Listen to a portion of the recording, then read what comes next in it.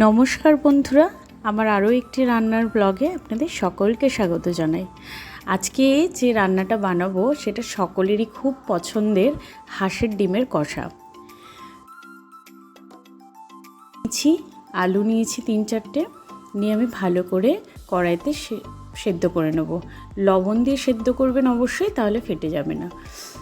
তো এখানটায় সিদ্ধ করে আমি খোসা ছাড়িয়ে নিয়ে লবণ, হলুদ, একটু লঙ্কার গুঁড়ো দিয়ে ভালো করে মাখিয়ে নিলাম। ভালো করে মাখিয়ে নিয়ে আমি কিন্তু এখানে ছুরি দিয়ে একটা করে কাট লাগিয়ে নেব, যাতে ডিমটা না ফুটে যায়। তো একদিকে কড়াই চাপিয়ে তাতে সর্ষের তেল গরম করে আমি রান্নাটা সর্ষের তেলে করছি। আপনি যা তেল দিয়ে খান সেটা দিতে পারেন। তো আমি এখানে একটা পেঁয়াজ আর কয়েক কোয়া রসুন দিয়ে আমি পেস্ট বানিয়ে নিলাম। তো এখানটায় কড়াইতে আমি কিন্তু ডিম আর আলুগুলো ভালো করে লাল লাল করে ভেজে নেব। ডিমটা কিন্তু খুব কড়া করে ভাজবেন না, তাহলে স্কিনটা একদম কড়া হয়ে যাবে, তখন খেতে কিন্তু ভালো লাগবে না। তো এখানে আমার ডিম আলু ভাজা হয়ে গেছে। আমি একই তেলে একটু দুটো শুকনো লঙ্কা, কয়েকটা এলাচ ফোড়ন দিলাম। দিয়ে আমি এখানে দুটো বড় সাইজের পেঁয়াজ কুচি, একদম মিহি করে কোচানো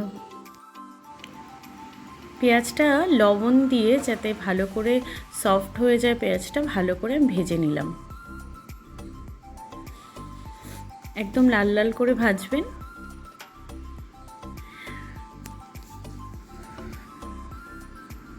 তো ভাজা হয়ে গেলে আমি যে পেঁয়াজ আর রসুনের পেস্টটা বানিয়েছিলাম সেই পেস্টটা ওর মধ্যে দিয়ে দিলাম। দিয়ে ততক্ষণ কষাবো যতক্ষণ তেলটা ওপরে না উঠে আসে। আমি এখানটায় জিরে আদা বেটে রেখেছিলাম, আমি একবারেই মশলাটা করে রাখি। আদা জিরে বাটা, কয়েকটা শুকনো লঙ্কা, কাঁচা লঙ্কা এগুলো দিয়ে সেই মশলা থেকে 3 চামচ আমি এর মধ্যে দিয়ে দিলাম। দিয়ে এবার শুকনো লঙ্কার গুঁড়ো আর হলুদ গুঁড়ো দিয়ে ভালো করে কষিয়ে নেব। নিয়ে একটা বড় সাইজের টমেটো দিয়ে দিলাম। আমার মশলায় তো আগেই লবণ দেওয়া হয়ে গেছে। তো ভালো করে কষিয়ে নিয়ে আমি ভেজে রাখা ডিম আলু এর মধ্যে দিয়ে দিলাম। হাঁসের ডিমটা না একটু ভালো করে খুব সুন্দর করে লাল লাল করে কষাবেন। একটু মশলাটা বেশি লাগে, না হলে একটা গন্ধ ছাড়ে ডিমের। তো ভালো করে কষানো হয়ে গেলে আমি এখানে জল দিয়ে দিলাম। এখানে ঢাকা থাক, তো আমি আমার বাগানে এই ফুলগুলো ফুটেছে, চলুন দেখে আসি। দেখুন গাছটা পুরো ভরে গেছে, কি সুন্দর।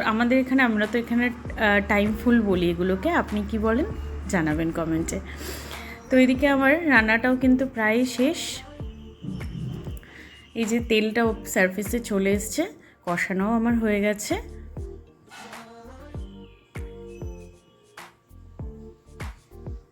এই হচ্ছে আমার রান্নার লুকটা, কেমন হয়েছে অবশ্যই জানাবেন। তো আজকের মতো রেসিপিটা এখানেই শেষ করছি। দেখা হবে আমার নেক্সট ভিডিওতে।